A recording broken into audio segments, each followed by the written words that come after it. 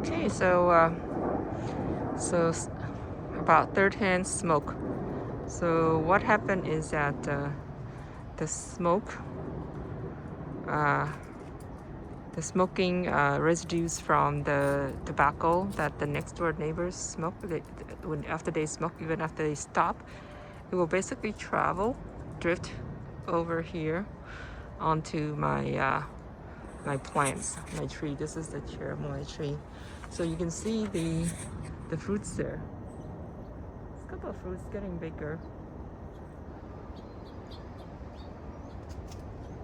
So what happened is that the leaves, you can see, also not only that, what makes it worse is that right after immediately the smoker leave, the gardener comes along, right, to use a leaf blower, which basically blow up a whole bunch of dust, onto my trees, and you can see like how dusty this is.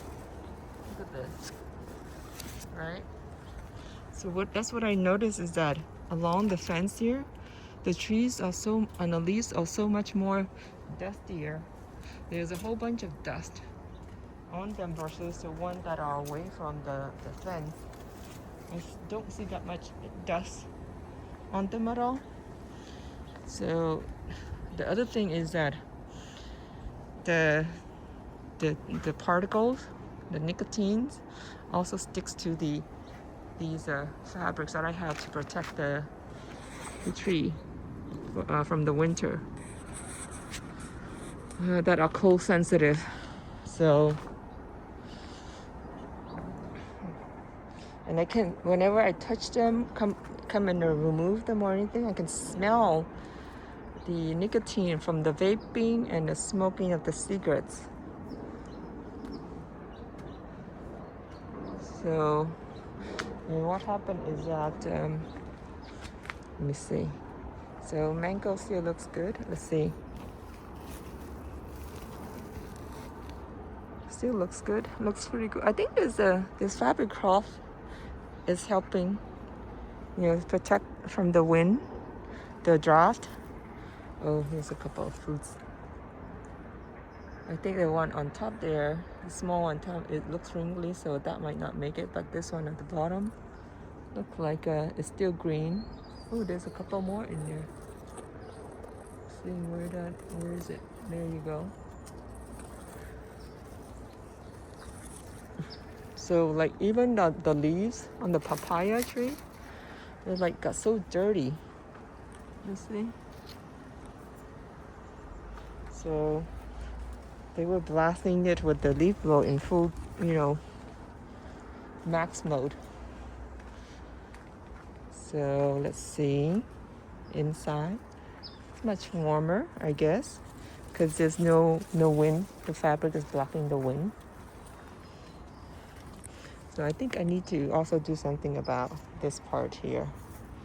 Nothing to block it at all. So let's see, third-hand smoke. So what happened is that, you see here, you see the dirt. This is how much dirty it is. You see the dust. So what happened is that they blow it along the fence, and that was prior to me putting up the weed cloth. So one thing was that I tried to put up the weed cloth to protect it too from all the dust. And then what happened is that it gets it onto the weed cloth instead. And then I go and I didn't know back then about third-hand smoke. Let's see, there's a whole bunch here. I didn't know back about the third-hand smoke. Basically, what third-hand smoke is that it's the residues that basically settle on, the surface of your plants, anything. You see this one here, right here? It's all the dust. Look at that. It's all the dust blown over from the next door neighbor when they have like every week the gardener comes and use a leaf blower and then there's like particles of it, which just blow over here on my side. And not, what's worse is that I was standing here in this area too, and I was like watching it, flying over.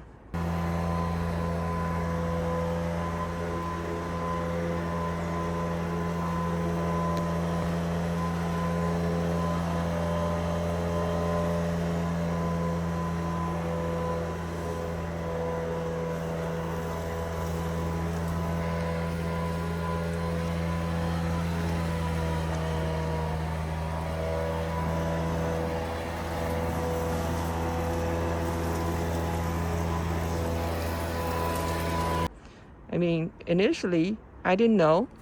I wasn't paying attention to it, and I was just walking around it, and then, like, they come and they start blowing it onto my face. So, the problem with these dust and third-hand smoke, so the tobacco has about like identified, the CDC identified about 70 agents that are cancer causing.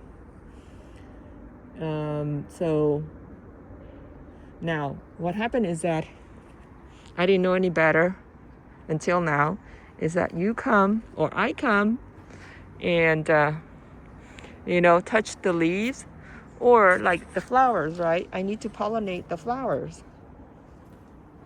So you end up touching the plants, which will then, the chemicals will basically, transfer to you through the skin. Or like when I come in here to try to prune the tree, work around it, do some kind of tree maintenance on it, I'll get like, the dust will be collected onto my clothing, my hair. And so that's a problem. So I just want everyone to be aware of secondhand and third-hand smokes. And they basically, well, what happens is that with third-hand smoke, it's on your clothes, your hair, and you go inside the house. And you leave so what I did was I put my dirty laundry in a basket bin to be washed. And that basket bin happens to be right directly below the HVAC vent system.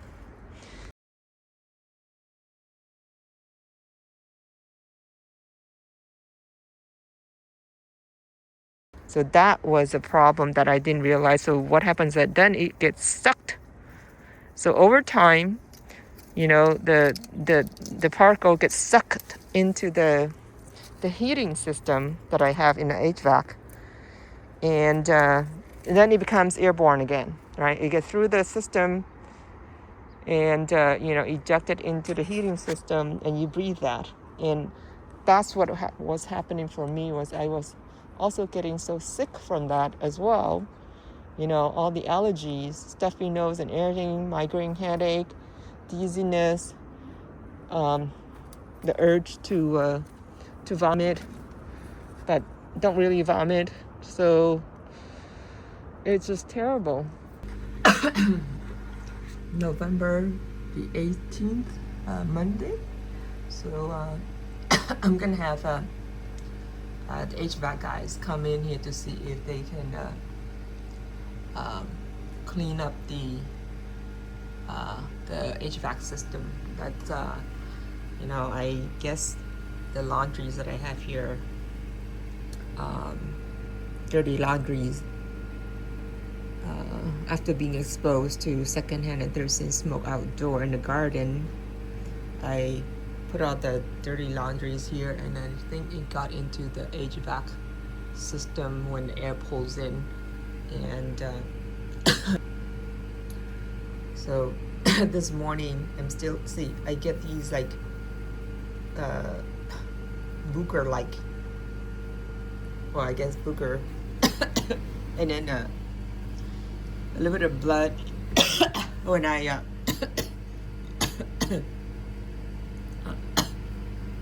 blow my nose. And also I had to clear my booger out so many times a day as well.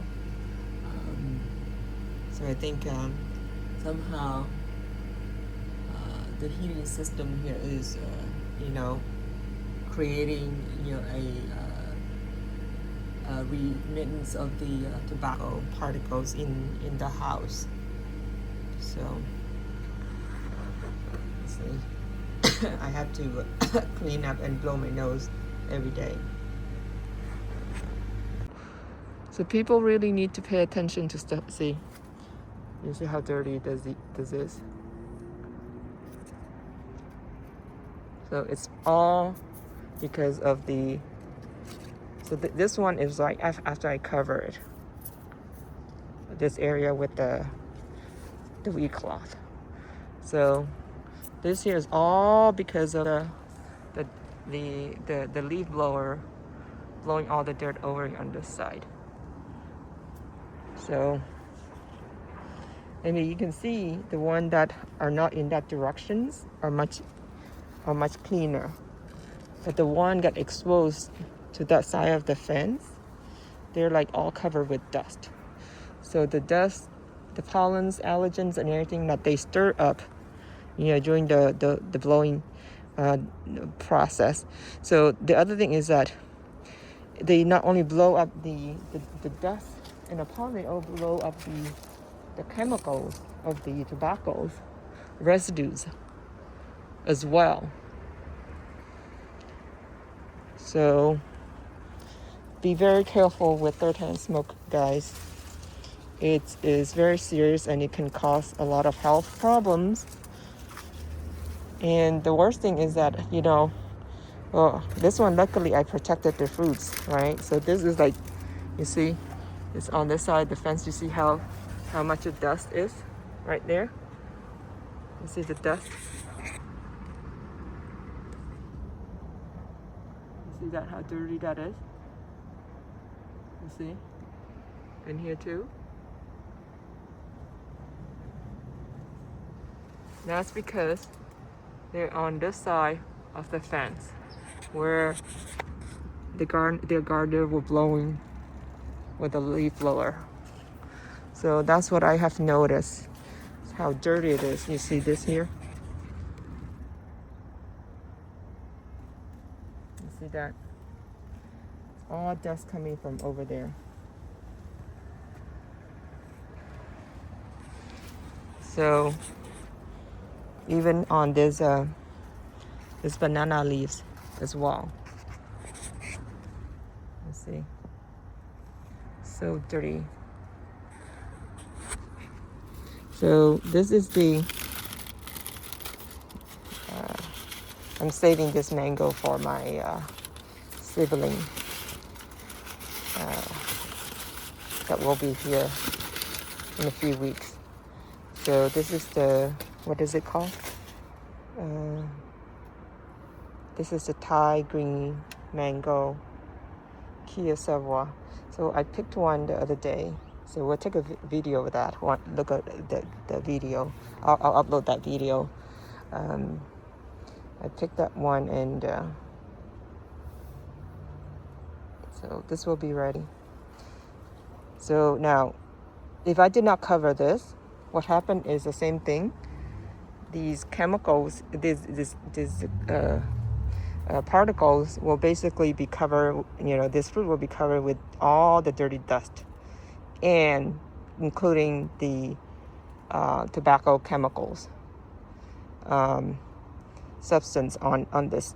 So what happens is that I come now and touch the fruit, pick the fruit like this, right? And what happened is that then that chemical, that tobacco residues, is you touch it, it transfers to your skin. And then I go and touch my face, my nose, my eyes, without even knowing about it.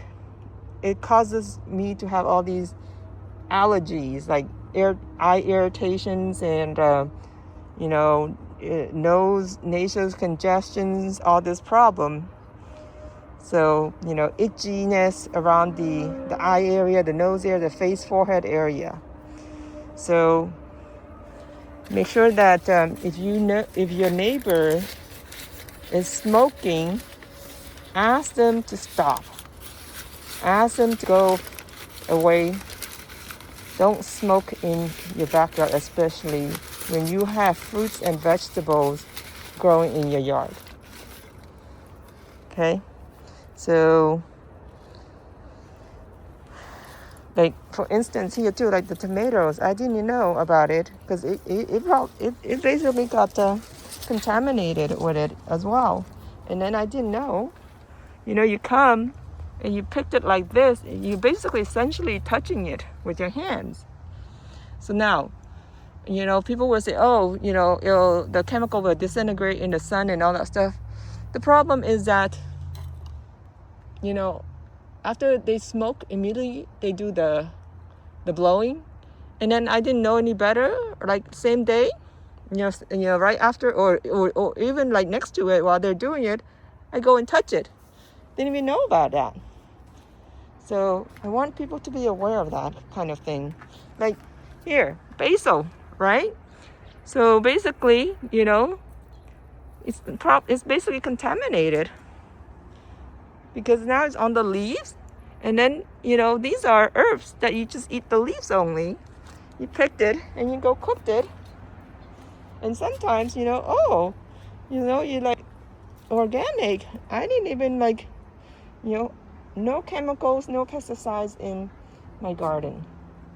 So, you just think, oh, I didn't spray anything. Oh, it is just water. It should be clean. But no. It's stuff like this. And then they do it. They use the blow and you're not here to see it. You wouldn't even know that. Because you just come right here. Like they do it in the morning. You come back from work. And, come enjoy your garden. Smell the roses. And do stuff like this. Like, probably already on this fruit as well.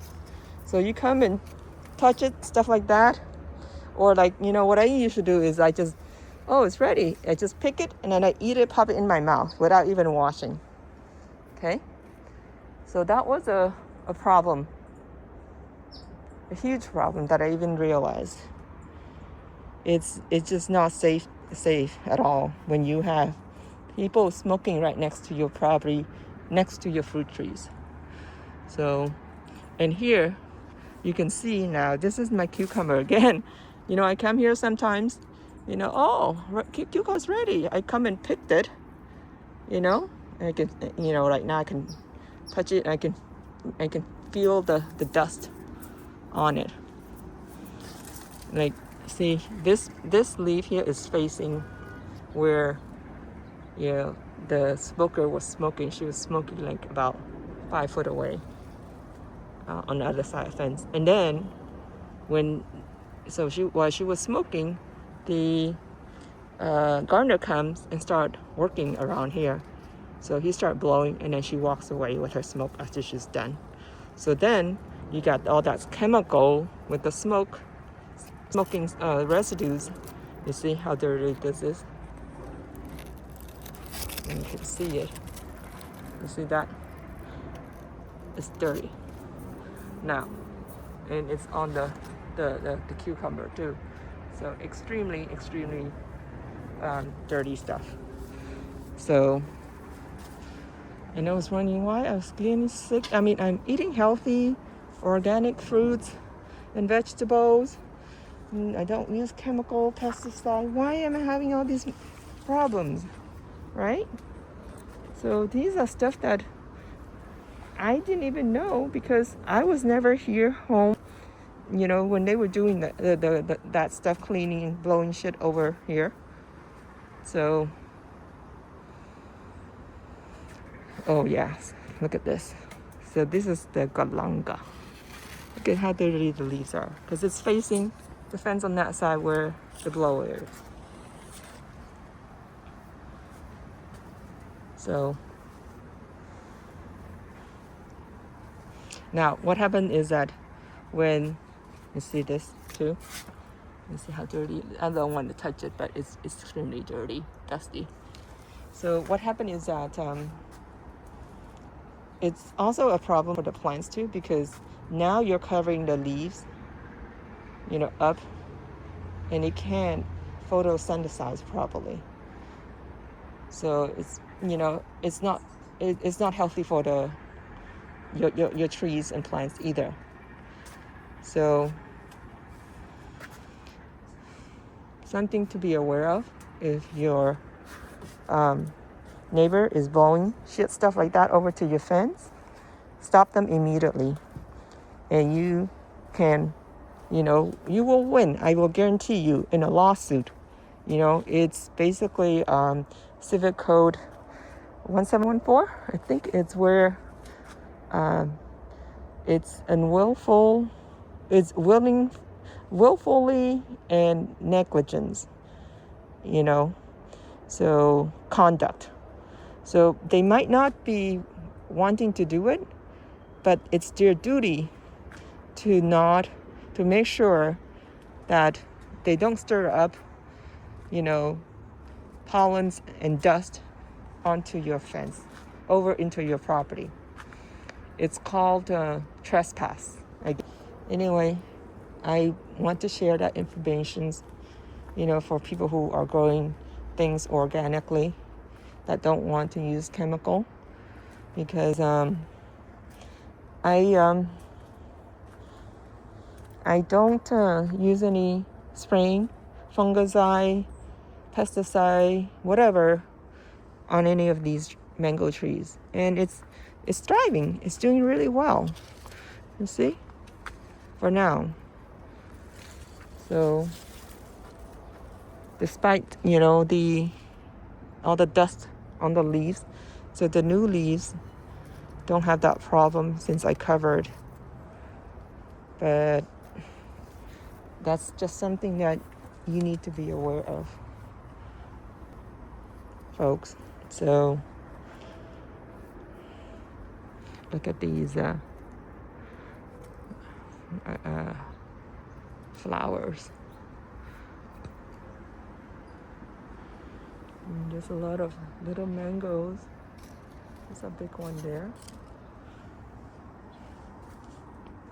So I think this paprika is doing really well.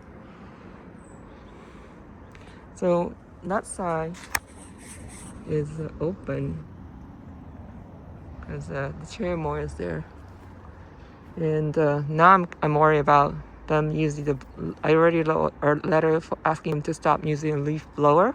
So there's a leaf vacuum which they can just suck it up, right? So they don't need to use a blower because blower is easier to use. But there's a product out there where they have leaf vacuum where it just acts like a vacuum, but it just sucks. Sucks the